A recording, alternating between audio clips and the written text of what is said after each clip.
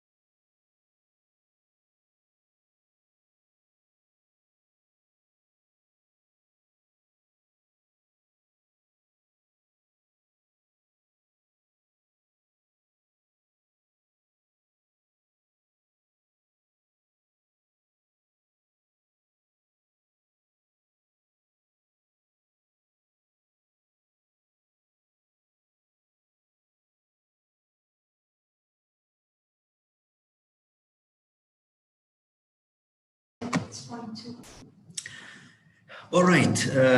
Good morning, ladies and gentlemen. Welcome to this webinar by the Bahrain Chambers of Commerce and specifically the Technology Committee in the Chamber of Commerce.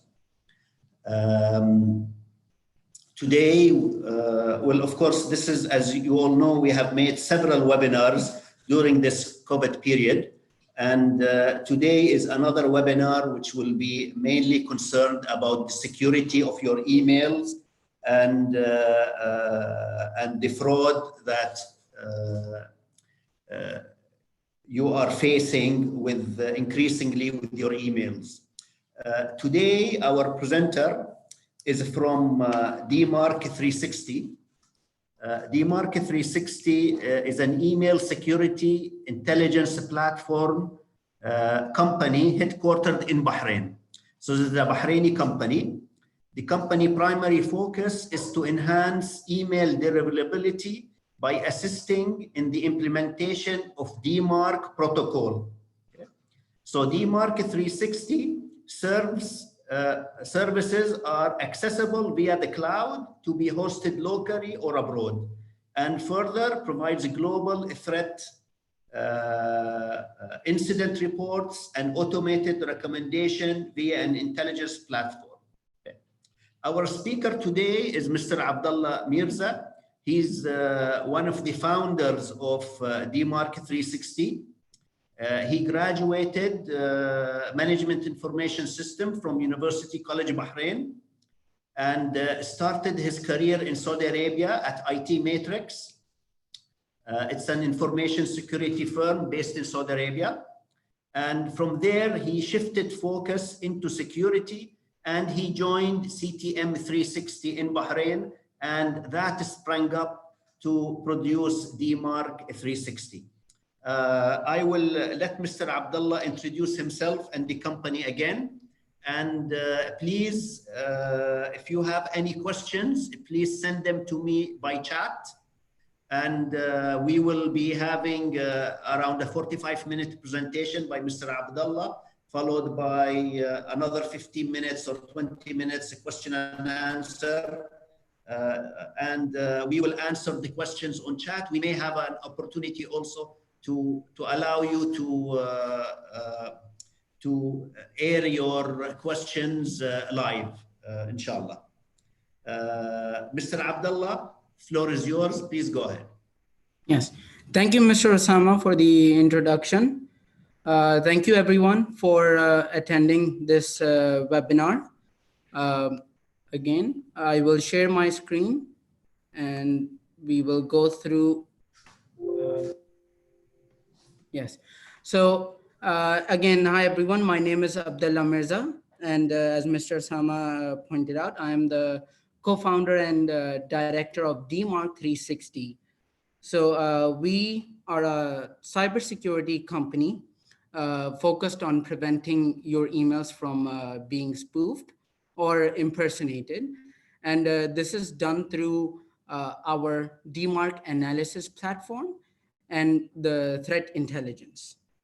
So just to give you a quick brief on what Dmarc is, this is a framework that was introduced in 2014 to prevent anyone from impersonating your exact domains and sending forged emails. So we have this platform that analyzes your Dmarc data and helps you implement the framework.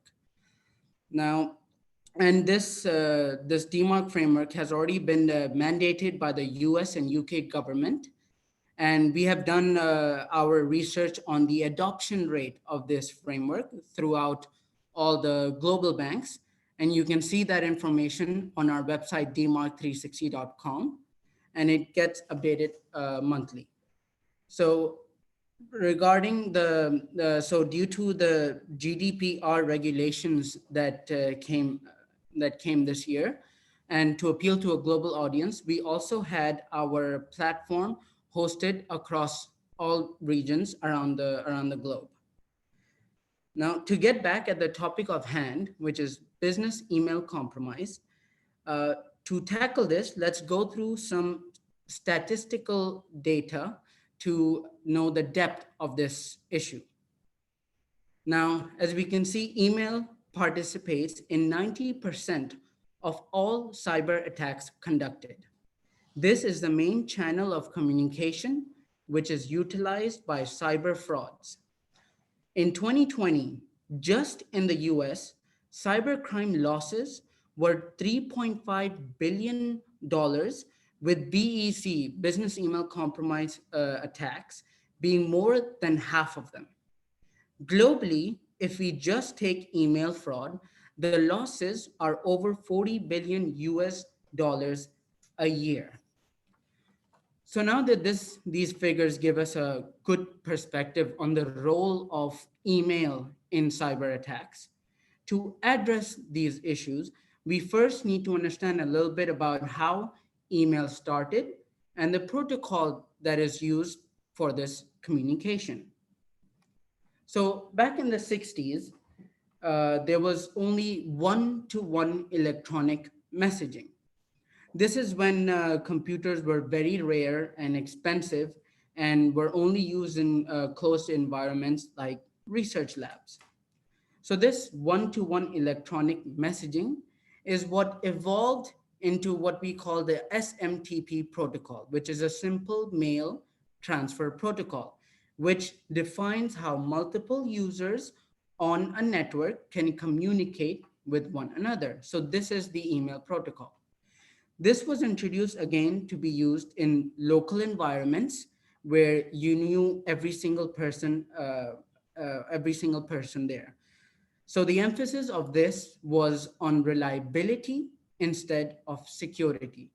The goal was to make sure that the message is delivered to the intended receiver. After this is when the internet was born, and the internet is basically essentially a network of networks.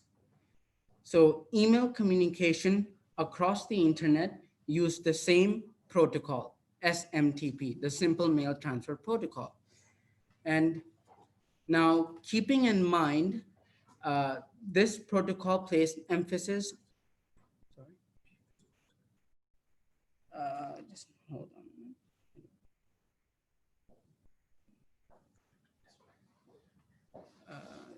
Hold.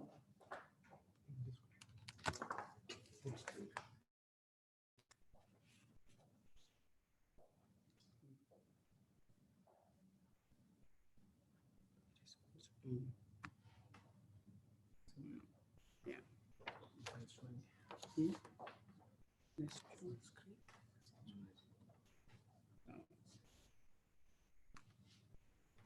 Yes.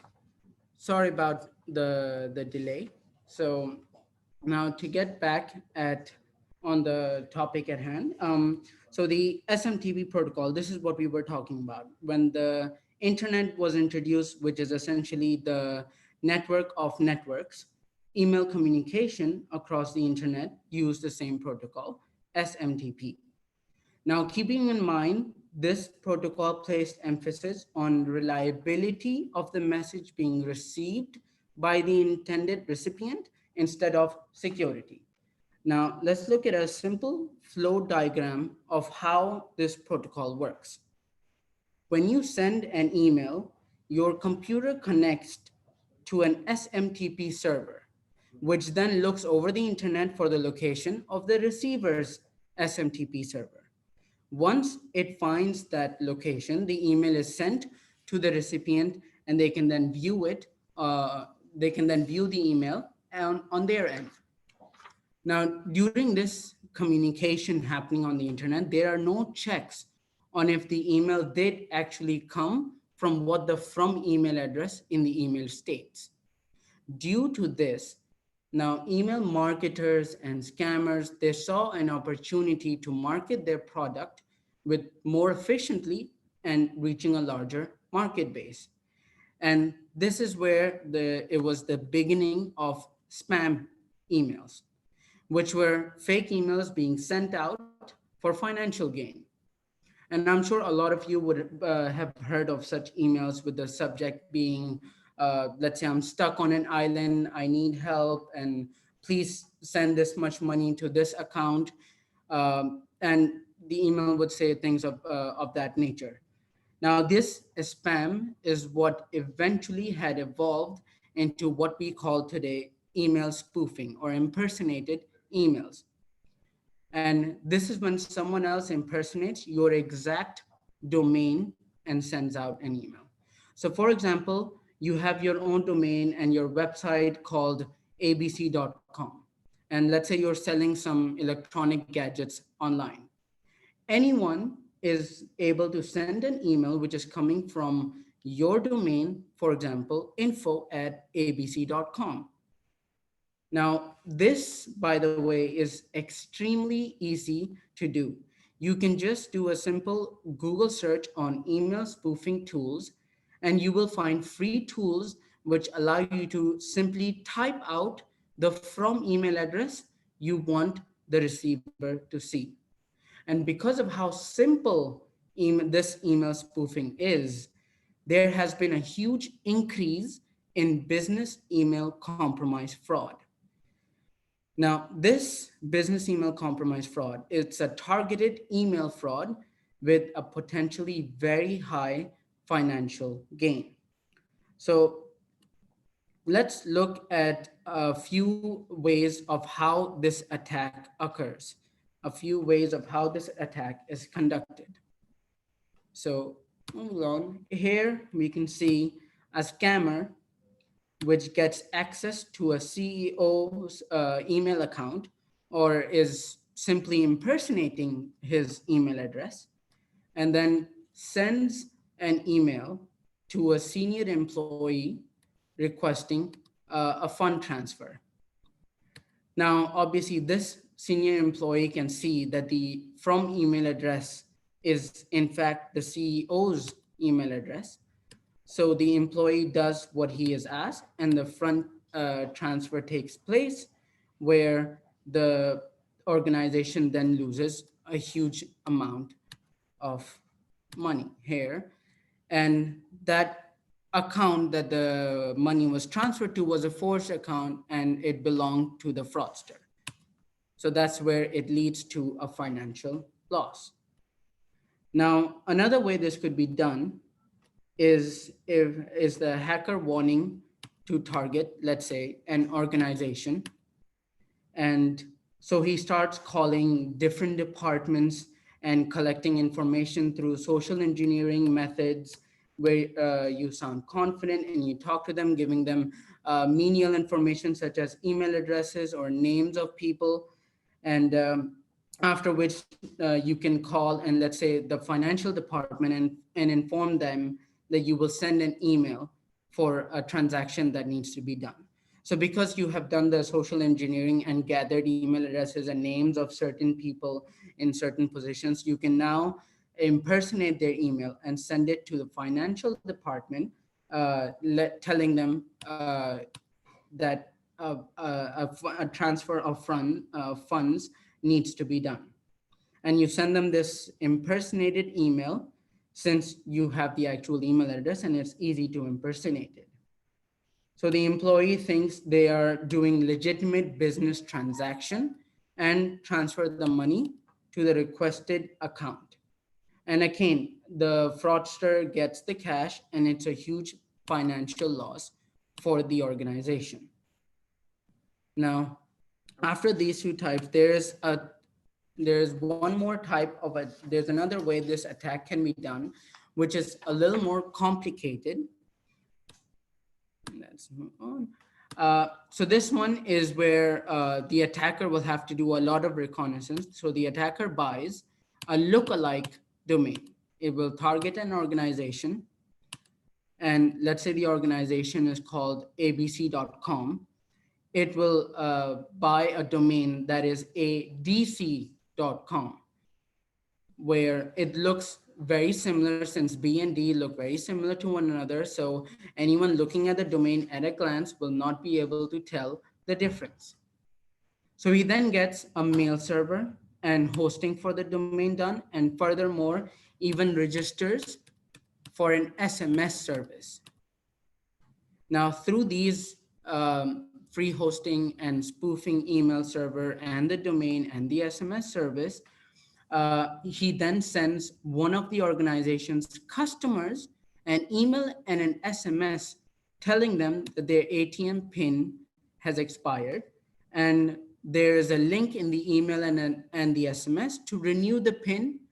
And obviously that link would be redirecting the customer to a phishing page, where when they enter all their personal details and their account details, these details are collected by the fraudster to then transfer the money to their own account. This is where we can see that the customer got an email and an SMS that their PIN expired, which again seems very legitimate, but it isn't. So BEC frauds, as we saw in the first few slides, result in huge financial losses for the organization. And to prevent these frauds from occurring and taking advantage, we first need to educate our own employees of the possibilities of these frauds and how to avoid them. Now, we believe since nowadays largely all businesses are moving online and working remotely, that there needs to be cybersecurity awareness. We should educate ourselves on what a phishing email is, which is when we receive an email usually proposing some sort of urgency and stating that our account has expired or we need to update or verify our personal information. And this is usually done through email address spoofing, which is what we saw in how the business email compromise frauds are conducted. Now, these attacks are more targeted and personal, which may lead us to believe that they're genuine since they may have some information that contains some personal data of us. And within these emails, the links to click on are actually different from what is physically written in the emails. One way to detect this is just to hover over a link and look at the bottom left of the browser, where we can see that this link is redirecting us to. Even though the logos and the images that we see in are legitimate bank logos or whichever organization is being impersonated, those the links that are there in the emails still redirect to a malicious link. They are not what is physically seen. So the first step to prevent us falling victims to these business email compromise frauds is first of all raising awareness internally within our organization and our employees. So as we discussed earlier, how there are some security vulnerabilities in the protocol used for email communication, which is the SMTP protocol. Now, to address these issues, there were certain frameworks that were introduced. And the first framework that was introduced in 2012 was called the SPF, the Sender Policy Framework. Now, simply put, this framework allows you as the domain owner to authorize IP addresses to send emails on behalf of your domain. So for example, you have a domain abc.com. You can use the SPF record to authorize IP addresses to send email on behalf of that domain. And now this is a simple text record in your public DNS, simply stating the IP addresses that are authorized. Now, here there's a simple flow of SPF. When you send an email out and it reaches the receiver's mail server, the receiver's mail server will notice the domain of your email, which is, let's say, abc.com. It will query your public DNS to see what IPs you have authorized to send email. It will then match those IPs that you have authorized to the originating IP of the email. And if they match, that means this email is authorized and it is a legitimate email coming from you. So with this implemented, you now have a security layer added to your email communication. But as we know, this isn't enough because, as we all know, there's no 100% security. And an IP address can also be impersonated. So a forced email can now impersonate your domain, abc.com, and it can also impersonate the IP address you have authorized, which would then seem like a legitimate email to the email receivers. Now, in this case, to combat this vulnerability, this issue, there was then introduced a mechanism called the DKIM, which is Domain Keys Identified Mail. This was put together by Yahoo and Cisco, and it is essentially a digital signature on your outgoing emails. The way this works is when you send an email out, your email server first inserts the digital signature, the DKIM, in your email for your receiver to validate that this is in fact legitimate. This works on a public-private key mechanism, where the private key is on your email server and the public key is published on your public DNS, allowing the email receiver to validate your email through the digital signature. Now, if you have your SPF, the IP addresses authorized, and your DKIM, the digital signature in place, this is where no one would be able to impersonate your emails. Now, however, there is another shortcoming of this, which is tackled by the Dmarc framework. Now, let's say if you have your SPF and your digital signature configured and working properly, there is no way to tell what is going on at the receiver end.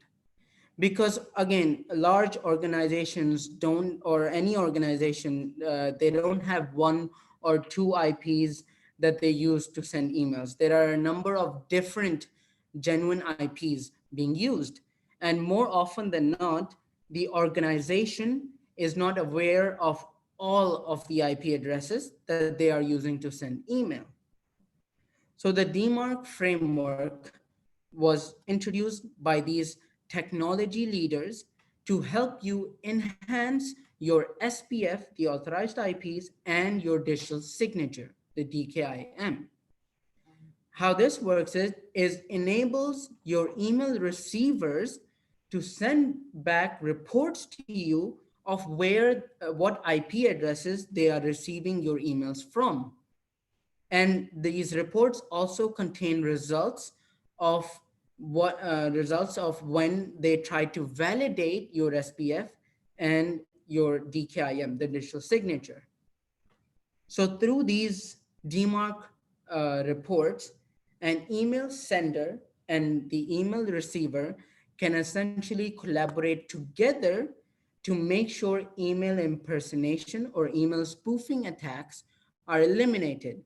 And by contrast, the business email compromise can be reduced. It also creates a liability shift, which is a very important aspect of these preventive measures that we need to take.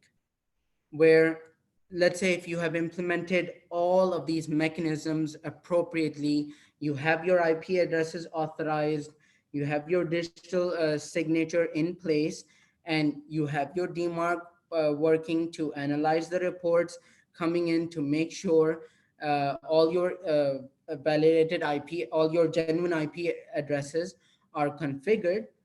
Now, it then falls into your email. If your email receiver still receives an email that is impersonating you, it then falls into your, it is then the responsibility of your email receivers to make sure that they are validating or checking the mechanism on every email that they are receiving.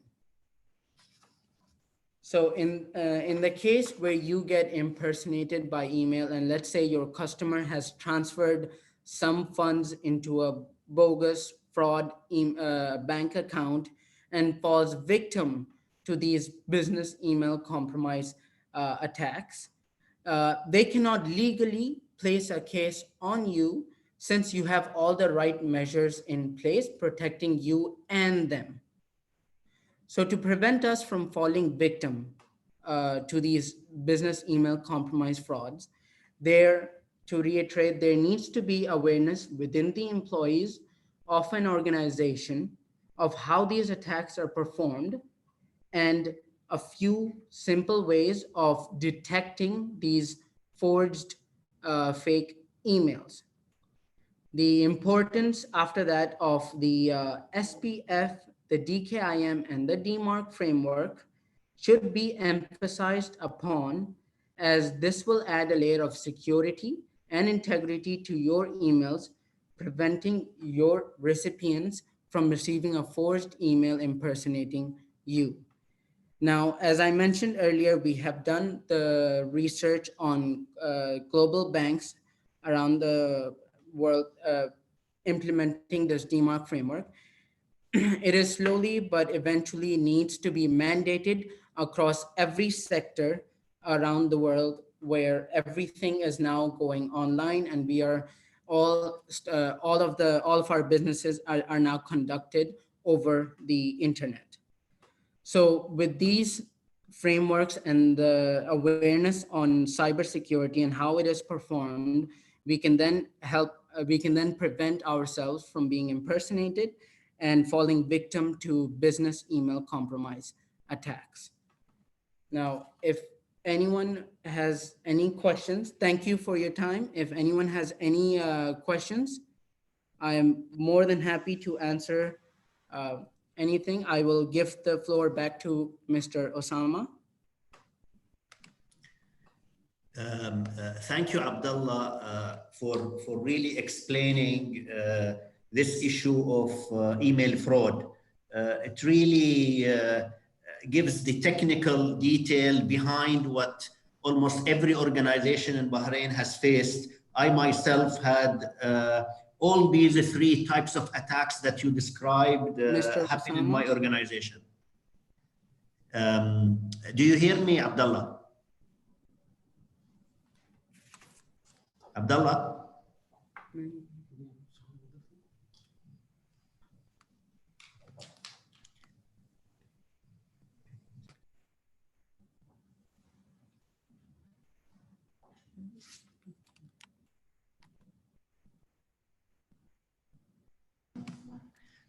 Abdullah, do you hear me? Yes, I do. Okay, very good. No, because I thought there was a technical glitch. We'll take questions now from our audience.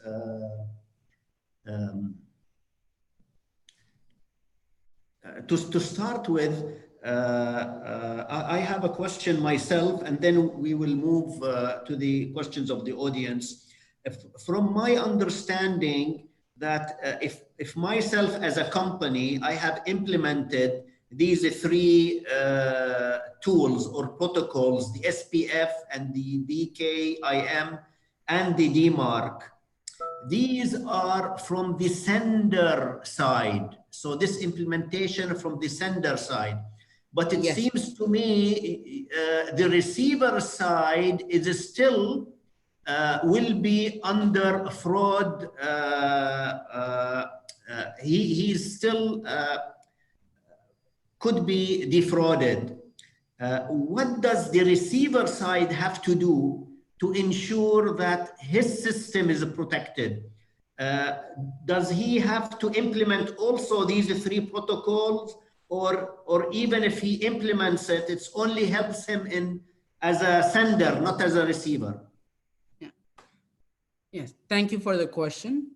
So on the receiver side, there's a simple check that is enabled on the email server or the email gateway that they are using. Simply, they can log into the admin panel and enable Dmarc check for their incoming emails. So that way, anyone that is sending you an email, your mail server checks validates their SPF, checks their DKIM, and then looks at their Dmarc policy. So that way, whatever email you are receiving, your mail server is automatically validating every single email.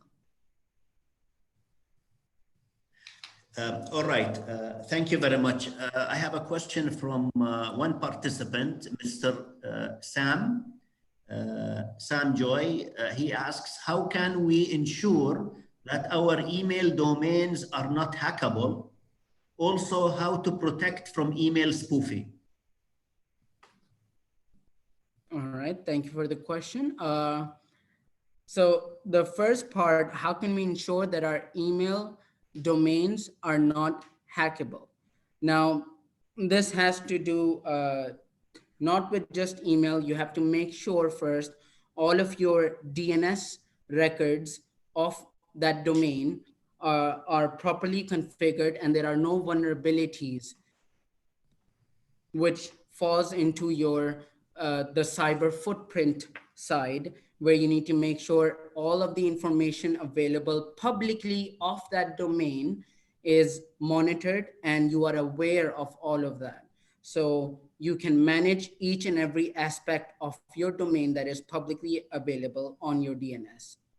And how to protect from email spoofing, that comes back to the three frameworks that we had discussed, the SPF, DKIM, and the Dmarc framework, where you can authorize all the IP addresses to send email on behalf of your domain and add a digital signature to all your emails. And on top, have the Dmarc record where you look at all of the reports coming in to make sure only the legitimate IP addresses are authorized and no other IPs can send email on behalf of your domain. So I hope that answers your question. Thank you, Abdullah. Before moving to one question from our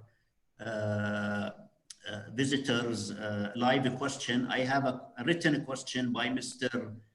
Walid. He's asking, what is the possibility of BEC if we have subscribed to Office 365 mails, and how to prevent it? So if I'm using Office 365, does that help me? Does that automatically provide me protection, or what should we do? Yes, thank you for the question, Mr. Walid.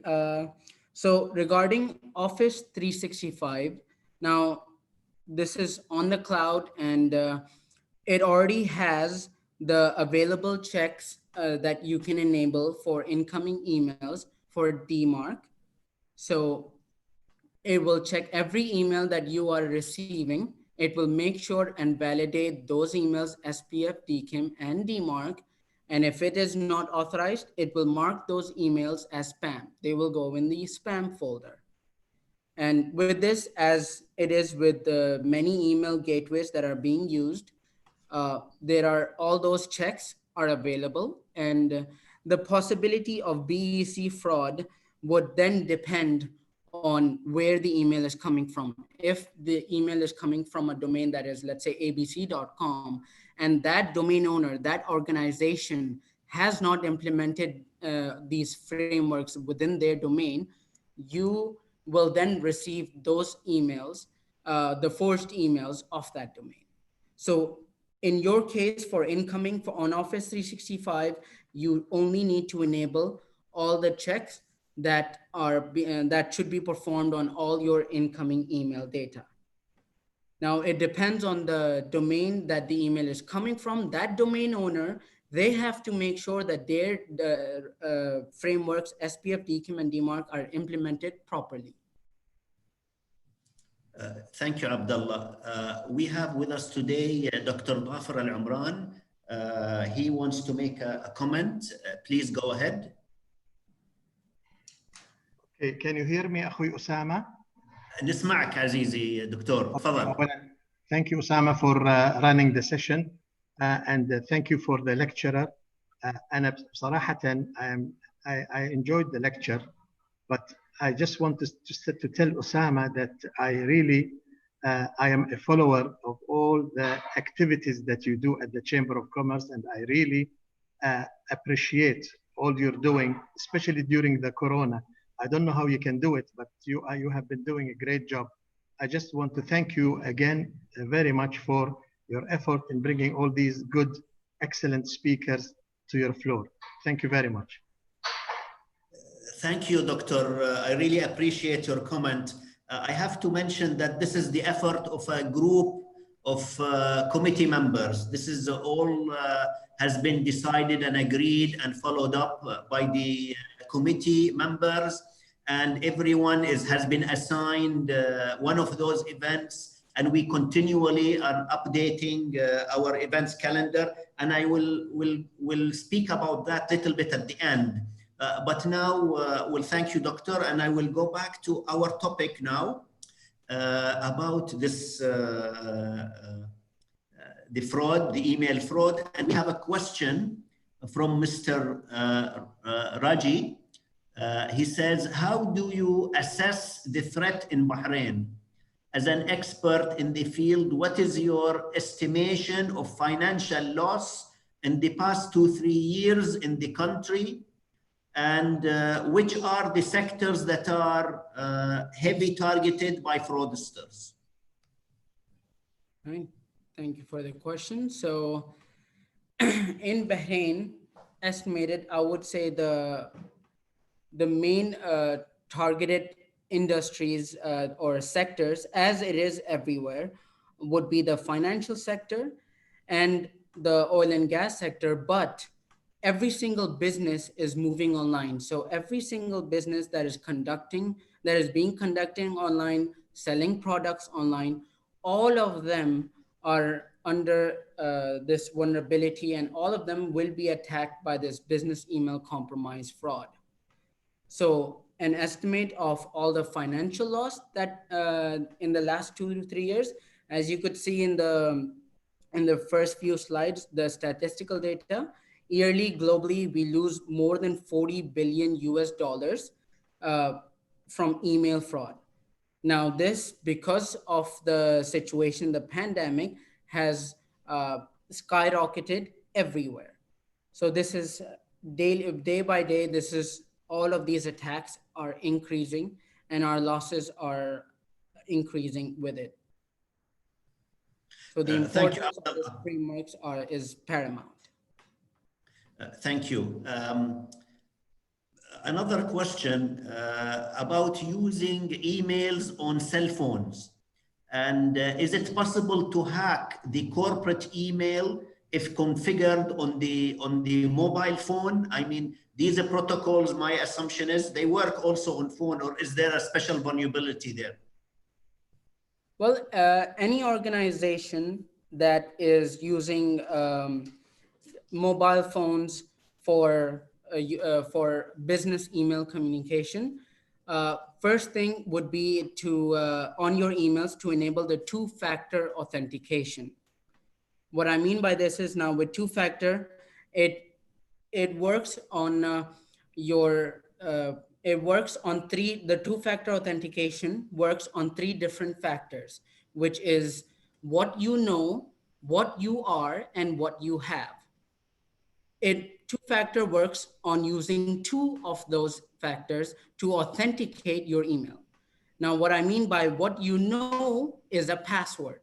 It is some sort of code or a password that you memorize. That is what you know. What you are is your fingerprint or your eye scanner. That's the second factor that it uses. And what you have could be a one-time password that is sent to you, or a one-time code that is sent to you to enter while accessing your emails. So any 2 of these 3 factors, if you use those, no matter where you use your email, it will be protected. Second thing, for mobile phones, there should be an organizational management system being used where you should be, where the IT team should be managing all the communication happening through these mobile phones. So Abdullah, I am familiar with the two-factor authentication when I do login to certain applications or websites. Yes. But I'm not familiar with it with using the email. Is it available? I mean, is it using specific email applications, or does it work on all email applications? On all email application, there is the option to enable, let's say on Gmail or on Outlook, there's an option to enable the two-factor authentication where you can enter a secondary email or your mobile number, where when you log in, you enter your password and it sends a one-time password to your phone, to your mobile, and to validate that it is you who is logging into your email. Another question from Mr. Bala. He says, what if the Dmarc enforcement is not in place at the recipient side? that I think, as you mentioned, would keep them vulnerable to attack the recipient. But what you're mentioning is that it removes the liability from the receiver. Is that correct? It removes the liability from the sender.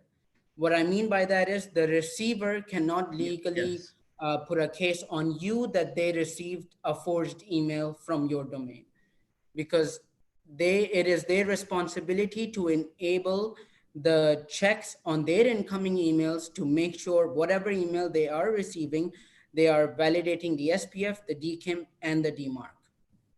Thank you, Abdullah. Yeah, that's what I meant. The liability now shifts from the sender to the receiver. Yes. Mr. Sam Joy asks another question. He says, as a follow-up, he says, we currently use IMAP for our private domain via SSL protocol. We assumed this was sufficient as this was a secured protocol. And since we expected emails from public and new IPs every day, are the protocols shared by you applicable to us for added security? If so, how do we implement this? So the protocols that we shared were the protocols to protect your domain from being impersonated. Now, this is definitely needed, and just having having SSL protocol enabled for your domain, it's one part, but we do need to make sure that our SPF and our DKIM and our Dmarc is configured properly. And how we implement it, you need the Dmarc reports that are coming in are in an XML format where you need a platform to analyze these reports and make sure that all of your legitimate email outgoing sources are authorized. Okay, Abdullah, now what you have mentioned seems to be straightforward. I go to my email app and enable the three protocols, and then I am safe, hopefully as a sender and as a receiver. But are there more tricks or are there more things that we can do? Your organization, Dmarc 360, if I am a medium or a small size company, are you able to help me beyond me going to the setup and configure or activate those protocols? What can you provide as a service for SMEs? Yes. So what we provide now, what we talked about just now was the incoming email checks. What we provide is protecting your outgoing email, your outbound emails. These frameworks that we talked about, the SPF, the DKIM, and the Dmarc framework, these are applied on your public DNS. So there are certain records that you need to implement on your public DNS through which these frameworks would be enabled. And once you enable the frameworks, once Dmarc reporting is enabled, we have our own platform where it automatically analyzes and parses the Dmarc reports and shows it in a graphical format, categorizing your outgoing emails for easy analysis and enhancing the SPF and the DKIM records to make sure all your legitimate email sources are authorized. So this is what we help organizations do. We help them authorize all their legitimate email sources, which then in turn makes sure that no one is able to impersonate their emails. All right, so this tool that you're providing can help me speed up or simplify the setting up of my environment. That's, yes. Is that how I understand it? Yes. All right, okay, very good. I don't see any other question. I have another question from Mr. Walid as well. Setup of three protocols, you said enough to be secure, or is there some kind of day-to-day manageable is required to keep it running. So, Yes. so basically, do we just go and enable these protocols, or there is more day-to-day management issues that we have to do to keep up with all the possible issues that could arise? Yes. So simply setting up and configuring the 3 records is not enough. There is constant ongoing analysis we need to do on the Dmarc reports that we are receiving. So there's something we call the Dmarc implementation process. What I mean by that is in the Dmarc record, there is a mechanism of policy. You can set a policy of an action you want your email receivers to apply on your emails that are failing SPF and the DKIM check. Now, the different policies of Dmarc are none, quarantine, and reject. And there's a purpose for all 3 of these policies. The none policy is what we call the monitoring mode. This is where you enable Dmarc reporting, and all of your outgoing emails, even if at the receiver end they fail the SPF and DKIM, the receiver checks your Dmarc policy and sees that it's on none, which means you're telling the receiver is accept my email even if the SPF and DKIM are failing. After reviewing, we do this so that we can first review the Dmarc reports and make sure all the legitimate email sources are, are authorized through SPF and DKIM. Once this is done, we then move on to the quarantine policy, which is where we do more analysis of these Dmarc reports. Now, the quarantine policy is when we tell the email receiver that if my SPF and my DKIM fails, mark my email as spam. So in that case, now the reports that come in from Dmarc, we monitor and we make sure the legitimate emails are not being put into the spam folder. So then if they are, which that would mean that our SPF and DKIM is not set up appropriately. So we then go back and we enhance them further, the SPF and the DKIM. After that is when we go to the reject policy mode, which is when we are telling our email receivers that our SPF and our DKIM is appropriately configured, and all emails that are failing these 2 checks, rejected completely, and it won't even be accepted in their mailbox. So this is a day-to-day analysis of the Dmarc reports for the implementation. Yes, Abdullah, thank you. You know, there's many good emails that still go into the trash or the spam folder. So it's a bit tricky to try to keep up, to check the spam and the junk folder for these legitimate emails. After we set up the policy, what percentage of failures or legitimate emails that are identified as a possible problem, and would be able to retrieve those after the policy is set, or is that permanently deleted and disabled? So what you mean is after the policy is set to reject? Yes. Right? Okay. So after the policy is set to reject, the email that is failing the SPF and the DKIM will not go even in the junk folder. It won't even be in the mailbox. So there would be no way of retrieving it from the junk folder because it's not there in the junk folder or in the mailbox.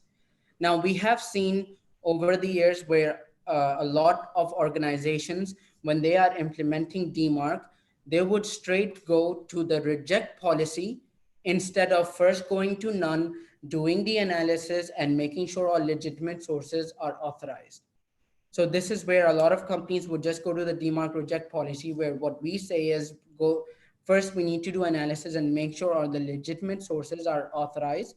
So then our genuine emails do not get rejected.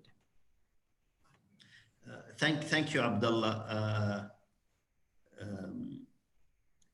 Reggie also has a follow-up questions still about the Bahrain financial loss due to this sort of fraud. Do you recommend an independent authority to monitor BAC fraud and to create awareness? I assume as many issues in Bahrain, we don't have a specific amount or understanding of the actual financial loss, but you have mentioned in your answer before a global financial loss. So we are assuming a similar percentage to in Bahrain, but you know, moving from the statistical information which we don't have, do you recommend an independent authority to monitor such fraud and to create awareness? I think it should be a collective, and there should be an IT group or a collective cybersecurity group within the country, which constantly raises awareness for, does again, like we're doing right now, raises awareness for these business email compromise attacks, all the new cyber attacks coming, and consistently do more webinars and create more awareness and help everyone, all the organizations within the country to implement these frameworks and any other security or cybersecurity vulnerability that is detected in the future. It has to be a collective effort. Yes, I want also to our listeners to be aware that the Ministry of Interior has the Electronic Crimes Division who keeps tab on this type of fraud and other fraud, and they frequently also make awareness events and programs. I just got another, I was going to close, but I got another question, Mr. Walid, as well. On the government side of the post-policy setup, who should do the checking of Dmarc reports? Is it individual users who should be checking email spam, or is it the responsibility of the IT department? So do you do it for the organization as a whole, domain-based checking of the Dmarc reports, or is it individual? It's domain-based checking. It's responsible of the IT and the email infrastructure department and the platform that you have subscribed to analyze these Dmarc reports, because we don't believe any IT team or any email infrastructure team in an organization should be analyzing the raw XML reports. So all of them would be using a certain platform to analyze these reports, and that is the responsibility of the IT department and the email infrastructure team, along with if they have the support and implementation services from their Dmarc vendor. Thank you, Abdullah. I think we reached almost the end of our time. Do you have any few words or comments as a closing before I close with my remarks? Yes. Thank you, everyone, for attending the web session.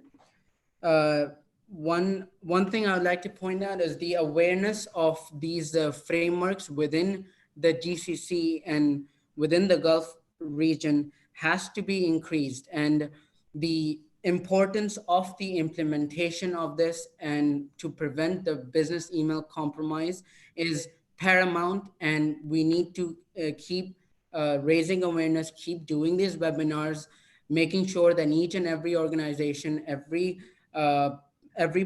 organization that is conducting their business online are aware of how these protocols work and how it can be implemented. Because nowadays, everything is moving online, everyone is working remotely, and the importance of protecting ourselves from these cyber attacks is extremely important.